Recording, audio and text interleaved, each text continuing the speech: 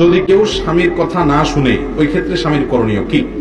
যদি কোনো স্ত্রী স্বামীর কথা না শুনে তাহলে স্বামীর প্রথম করণীয় হলো স্ত্রীকে নসিহত করা, উপদেশ দেওয়া এবং যথাসম্ভব আন্তরিকতা ভালোবাসা দিয়ে তাকে আনুগত্যের মধ্যে আনার চেষ্টা করা, যে তুমি আমার কথা শুনলে লাভ তোমার, আর আমার কথা না শুনলে, আমার অবাধ্য হলে, নাফরমানি করলে তোমারই লস। নবী করিম সাল্লাল্লাহু আলাইহি ওয়াসাল্লাম বলেছেন 4 কাজ করলে মহিলারা 8 জান্নাতের যে কোনো জান্নাতে যেতে পারবে।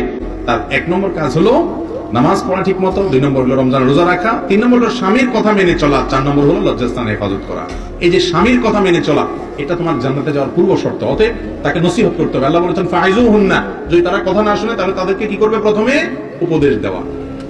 এটাতে কাজ হয় নাই, উপদেশ দিয়ে বহুত বুঝাইছেন, বহুত ভাবে চেষ্টা করছেন, কিন্তু হয় না।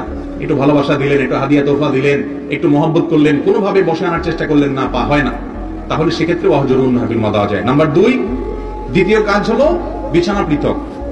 রাগ করে আরেক রুমে যায় শুয়ে থাকেন, আরেক বাড়িতে যায় শুয়ে থাকেন, অভিমান করেন, দুঃখ কষ্ট বোঝানোর চেষ্টা করেন, তাতে সে আপনাকে ফিল করে কিনা, মিস করে কিনা দেখেন। যদি হয় তো আলহামদুলিল্লাহ, তাতেও যদি ঠিক না হয়, নাম্বার 3, ফাবাসু হাকামান মিন আহলিহি ওয়া হাকামান মিন আহলিহা।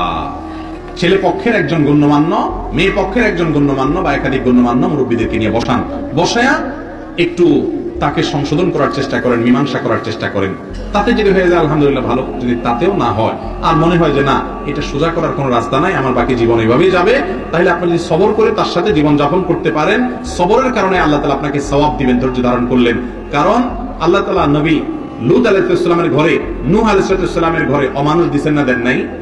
তারা সবর করেছেন, সেজন্য আল্লাহ রাব্বুল আলামিনের প্রশংসা পেয়েছেন। আপনি আপনার স্ত্রী অমানুষ হলে, কোনোভাবে সংশোধন হয় নাই, তারপরে যদি আপনি সবর করেন, আল্লাহর কাছে জান্নাত পাবেন। আর যদি মনে হয় না এই এত বেশি খারাপ যে এর খারাপের মাত্রা এরকম যে আমার সন্তান সন্ততি যা হবে সবগুলোরে খারাপ করবে সে, এরকম আশঙ্কা যদি তৈরি হয়, অথবা আপনি নিজেও সবর করতে পারেন না, এত উল্টাপাল্টা করে যে কখন কি ঘটে যায়, তাহলে সেক্ষেত্রে বিচ্ছেদের চিন্তা করতে পারেন। বিচ্ছেদের চিন্তা করলে হুট করে বিসমিল্লাহ বলে তালাক মেরে দিলেন, সে কাজ হবে না।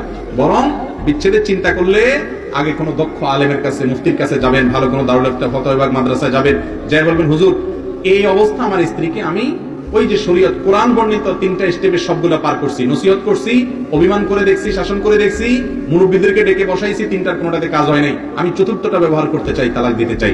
তখন হুজুর আপনাকে এমন সিস্টেমে তালাক দেওয়ার কথা বলবেন, সুন্নাত সম্মত তালাক, যে তালাক দেওয়ার পরে 20 বছর পরেও যদি আবার একত্র হতে চান সেই সুযোগ থাকবে ইনশাআল্লাহ। আর নিজে নিজে দিবেন, তাহলে সেক্ষেত্রে এমন সর্বনাশ হতে পারে যে এরপরে হুজুরদের পিছে পিছে ঘুরবেন আর থাকার সুযোগ পাবেন না।